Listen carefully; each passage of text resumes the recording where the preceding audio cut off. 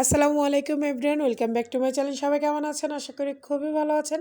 আমাদের অবস্থা দেখেন, মানে এত অবস্থা খারাপ যে রান্না করতে যায় একদম গ্যাস চলেই গেছে, অল্প একটু টিম টিম করে চলতেছে। তো আজকে যেহেতু শুক্রবার, রান্না করতে চেয়েছিলাম রোস্ট আর পোলাও। এই দিকে রাইস কুকারে পোলাওটা বসাই দিচ্ছিলাম, গ্যাসের অপেক্ষা করতেছিলাম, কারণ আমার এখান থেকে গ্যাস একদমই যায় না। তারপর হঠাৎ করে কেন যেন আজকে শুক্রবার গ্যাস চলে গেছে। এই সপ্তাহটা প্রচুর ডিস্টার্ব করতেছিল। তো ভাবলাম যে ঠিক আছে, সমস্যা নাই, রাইস কুকারটা যেহেতু আছে ওটা ব্যবহার করি। তো এইদিকে রাইস কুকারে পোলাও বসে দিলাম। দেখেন গ্যাসের অবস্থা দেখেন।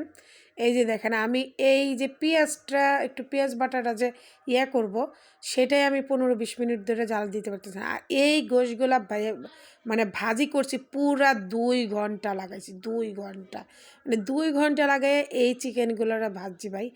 এত কষ্ট হয়েছে। আসলে অনেকে বলে যে গ্যাস থাকে না থাকে না, আমি আসলে বিশ্বাস করি না। গ্যাস থাকবে না কেন, অল্প থাকবে, মানে গ্যাস চলে গেলে অল্প থাকবেই। কিন্তু আজকে আমি দেখলাম একদম গ্যাস চলে গেছে, দেখেন একদম ডিম ডিম করে। তারপর ভাবলাম যে একটু রোস্ট করব, বাচ্চারা রোস্ট খেতে চেয়েছিল। তারপর আমি এদিকে রাইস কুকারে একটু চালগুলো একটু ভেজে নিলাম।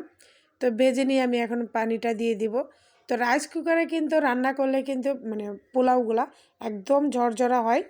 তো আমার একদম একটা টেনশন লাগতেছিল না, যে যাই হোক রাইস কুকারে কিন্তু পোলাওটা অনেক ভালো হবে। পানিটা ঠিক মতো দিলে রাইস কুকারে কিন্তু পোলাওটা অনেক ভালো হয়। রাইস কুকারে পোলাও খিচুড়িটা খেতে আমার অনেক ভালো লাগে। তো যাই হোক, এদিকে পানিটা দিয়ে দিলাম। আর এই চুলায় এসে আমি একটা চুলা অন করছি, আর আমার মেয়ের অবস্থা দেখেন, একটু মুখের অবস্থা। ও আইসে বলতেছে এখনও হয় না, প্রায় 2:30টার উপরে বেজে গেছে। ও কি বলে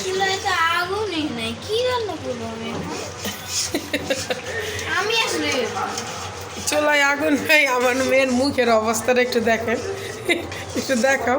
আহারে থাক থাক, আর লাগতে হবে না।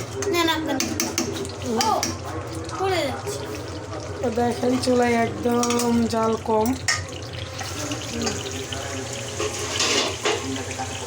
এগুলো কাঁচা, এখনো ভালো হয় নাই।